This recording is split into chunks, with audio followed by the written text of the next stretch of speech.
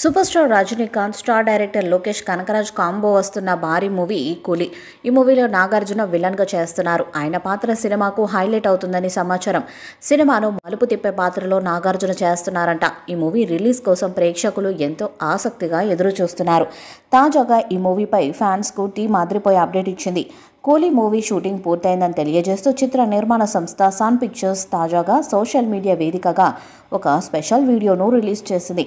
రజనీపై తీసిన కొన్ని making scenes ఈ వీడియోలో చూపించారు. అలాగే నాగార్జున, సౌబిన్, శృతి హాసన్, సత్యరాజ్ కూడా కనిపించారు.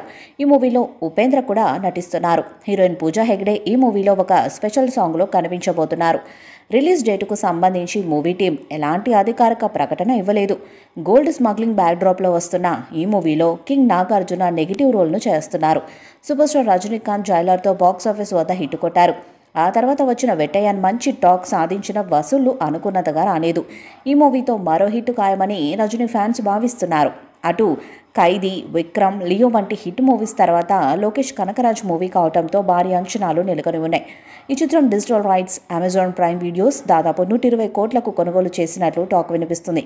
ఇప్పటికే ఈ మూవీ నుంచి రిలీజ్ అయిన పోస్టర్స్, గ్లిమ్స్ ఆడియన్స్లో సూపర్ క్రేజ్ను తెచ్చాయి. ఇక గ్లిమ్స్లో గోల్డ్ మాఫియా సామ్రాజ్యంలోకి కూలీ పని చేసుకుంటూ బ్రతికేవాడు వెళ్ళి విలన్లను ఊచకోత కోస్తూ మొండిగా నిలబడతాడు అనే రేంజ్లో రజనీ క్యారెక్టర్ను చూపించారు. ఈ సినిమా మీద పాన్ ఇండియా స్థాయిలో అంచనాలున్నాయి.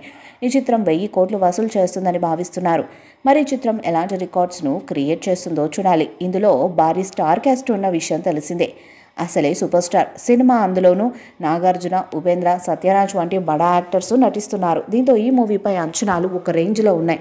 అయితే ఈ సినిమాలో బాలీవుడ్ స్టార్ ఆమిర్ ఖాన్ కూడా కనిపించనున్నారని కొన్ని వార్తలు వినిపిస్తున్నాయి. ఈ విషయంపై మేకర్స్ ఎటువంటి ప్రకటన ఇవ్వలేదు.